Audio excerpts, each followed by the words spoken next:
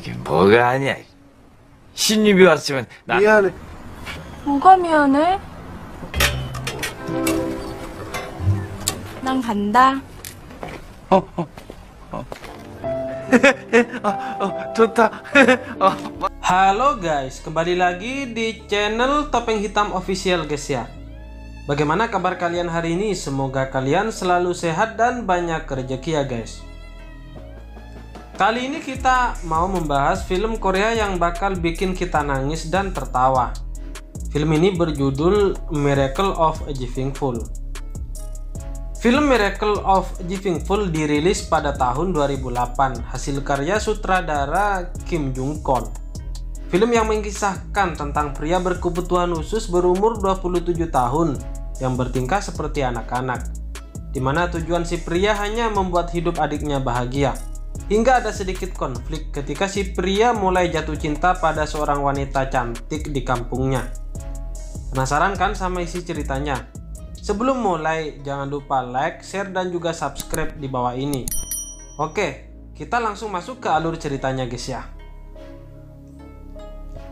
Film dimulai ketika ada seorang laki-laki bodoh atau bisa disebut idiot berumur 27 tahun yang bernama Sung Ryong. Mukanya kumel banget. Udah gitu, ia nggak pernah ganti baju ataupun sepatu. Satu hal yang bisa dia lakukan hanyalah membuat roti panggang untuk dijual sebagai biaya hidup keluarganya. Selama hidup, ia tampak menunggu seseorang di atas bukit kecil. Ia mempunyai teman masa kecil yang bernama Ji-ho. Ji-ho adalah teman masa sekolah Sung Ryong sewaktu SD. Dia seorang pianis handal. Suatu hari Ji-ho pun pulang. Seperti tak percaya, Sung Ryong yang sudah duduk di atas bukit langsung berlari sambil terguling dari bukit itu untuk menghampiri Ji-ho. Ji-ho mengabaikannya karena tak ingat pada Sung Ryong. Tak disangka, Sung Ryong mengikuti Ji-ho sampai dekat rumahnya. Karena ketahuan mengikuti Ji-ho, dia lari terbirit-birit sampai sepatunya copot, dan dia pun tidak menyadarinya. Sung Ryong juga memiliki sahabat bernama Sang-so. Ia adalah seorang pekerja di kedai kopi. Suatu hari Ji-ho gabut dan ingin ngopi. Ia pun berjalan-jalan dan memutuskan untuk mampir sebentar ke kedai kopi tersebut. Ji-ho yang sedang menikmati kopi tiba-tiba dihampiri oleh Sang-so. Disitulah mereka saling berkenalan. Tapi Ji-ho masih belum sadar kalau Sang-so adalah teman masa kecilnya. Tapi saat tengah mengobrol, ada pengunjung kedai kopi yang nyelonong menyela pembicaraan mereka. Pengunjung kopi mengira Ji-ho adalah PSK baru yang bertugas di kafe itu. Tapi dia pun membantah dan memutuskan pergi dari tempat itu. Saat pergi dari warung kopi itu, Ji-ho bertemu Sung Ryong. Dia sadar kalau Sung Ryong adalah temannya yang idiot saat dia di sekolah dulu. Karena ketahuan Ji-ho, Sung Ryong pun kabur dan meninggalkan sepatunya lagi. Dia berlari ke sana kemari dengan penuh rasa bahagia karena telah bertemu dengan Ji-ho. Walaupun tetangganya dan orang yang menemuinya selalu menyebut dia bodoh. Adegan pun kembali ketika masa mereka SD. Ketika Sung Ryong sedang memperhatikan Ji-ho yang sedang bermain piano. Ketika jam istirahat berakhir, piano yang biasa dimainkan Ji-ho terbakar. Orang-orang menyalahkan Sung Ryong, padahal sebenarnya bukan dia pelakunya. Sewaktu dewasa, Sung Ryong hanya memiliki teman bernama Sang-so. Ia berteman dengan Sung Ryong karena dia merasa bersalah kepadanya. Dia adalah pelaku dari terbakarnya piano saat mereka SD. Selama ini Sung Ryong selalu membuat sarapan untuk adiknya. Karena takut makanannya dingin, ia sampai menutupi roti bakar dengan beberapa tutup panci. Adiknya bernama Ji-in. Ji-in adalah gadis yang cantik dan masih sekolah.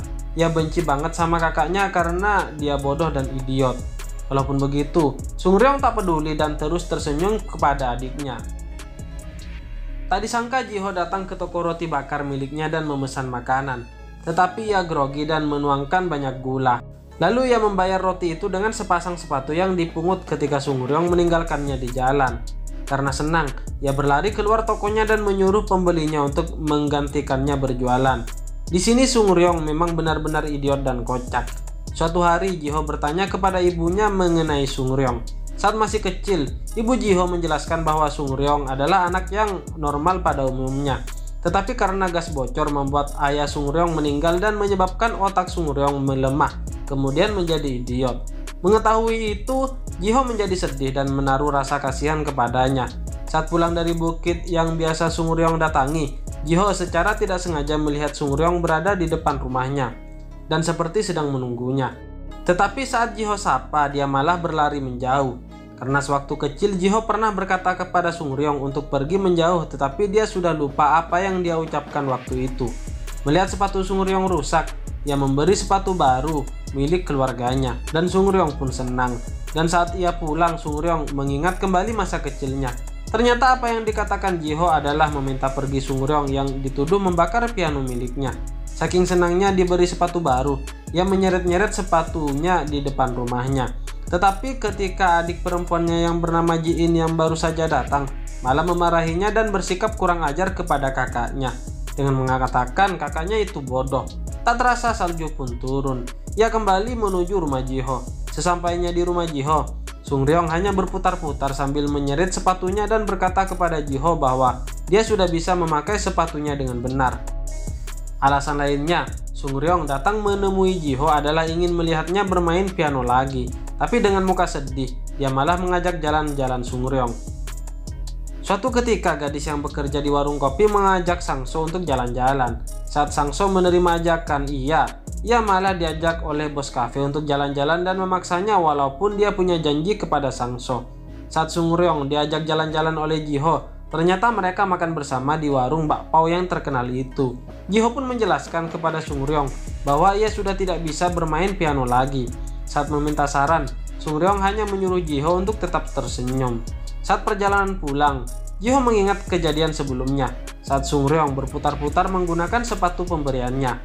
Ketika hampir sampai di rumahnya, ia terkejut dengan kemunculan Sangso yang sedang galau karena gagal kencan dengan temannya.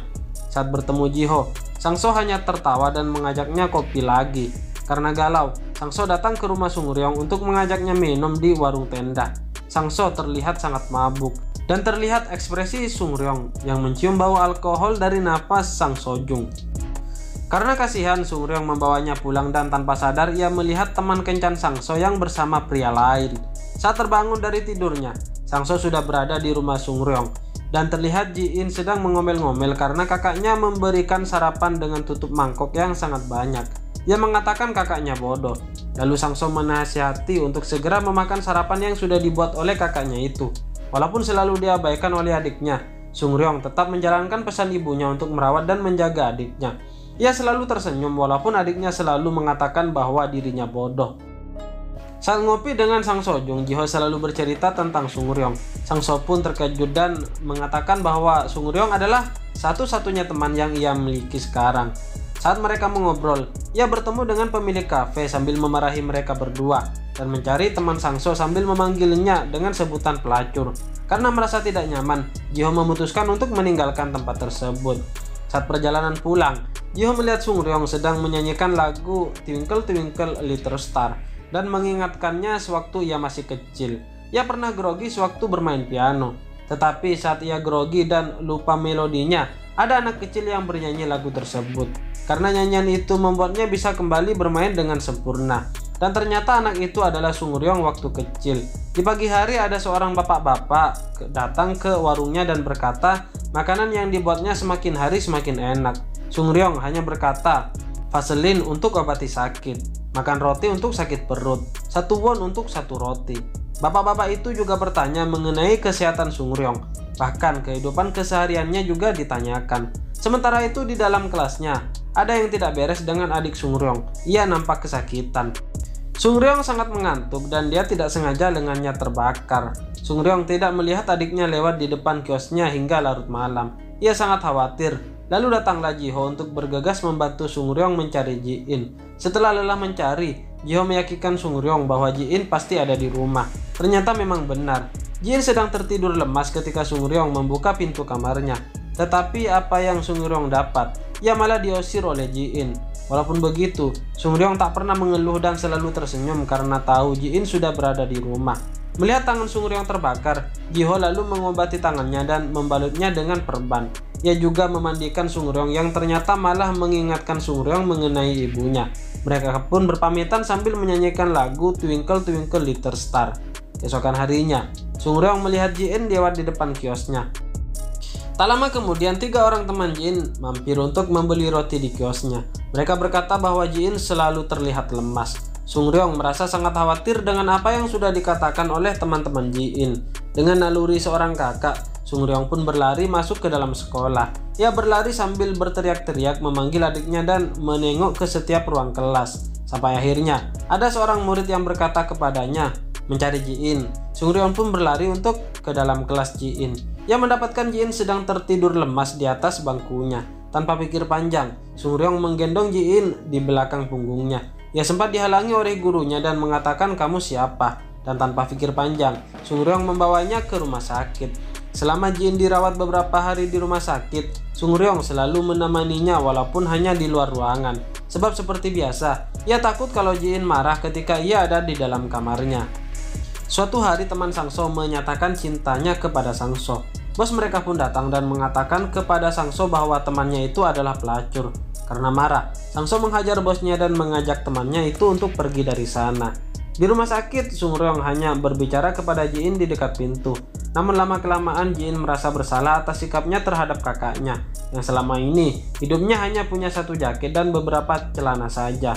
Setelah diketahui, ternyata Ji-in menderita gagal ginjal. Dokter yang juga adalah ayah dari Ji-ho memberitahukan kepada Sung-ryong bahwa Ji-in harus mendapatkan donor ginjal agar ia dapat sembuh. Sung-ryong lalu berkata kepada dokter untuk mendonorkan ginjalnya kepada Ji-in. Tapi dokter berkata bahwa ginjal Sung-ryong tidak cocok untuk Ji-in.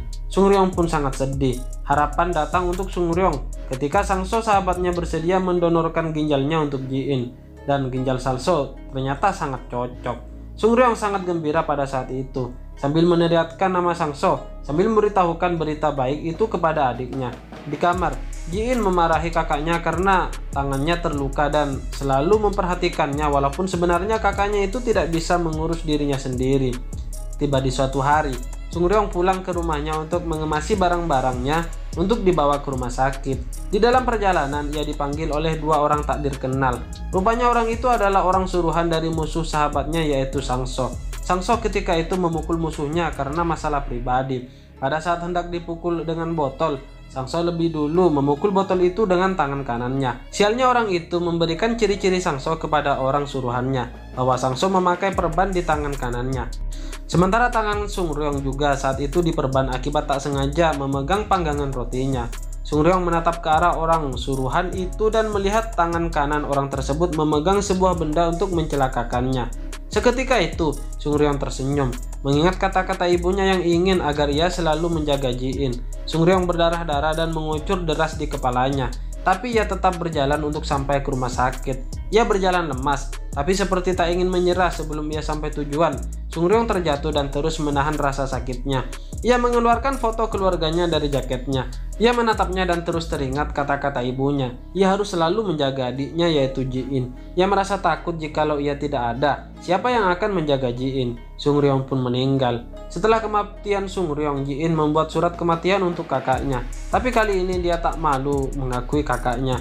Ia menangis sejadi-jadinya ketika ia mengakui kepada petugas bahwa yang meninggal adalah kakaknya. Di kamar kakaknya, ia menyesali kenapa selama ini mengabaikan ketulusan kakaknya. Ia merenung di kamar Sung-ryong.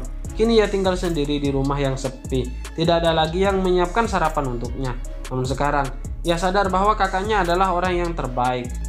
Kakaknya selalu tersenyum walaupun keadaan baik ataupun buruk. Senyumannya adalah cahaya. Ketika ia tersenyum, maka orang lain pun akan tersenyum. Sementara itu, teman masa kecil Sung-ryong yang telah memberikan ginjalnya kepada adiknya yang bernama Sang-so menggantikannya berjualan roti bakar di dekat sekolah Ji-in. Sedangkan Ji-ho kembali memainkan piano atas permintaan Sung-ryong sebelum meninggal. Dan cerita pun tamat guys ya. Bagi kalian yang baru menemukan channel ini, mohon dukungannya dengan cara klik like, share, dan juga subscribe di bawah ini. Serta aktifkan juga tombol loncengnya supaya kalian tahu jika ada konten terbaru dari channel ini guys ya. Oke, terima kasih guys, bye bye.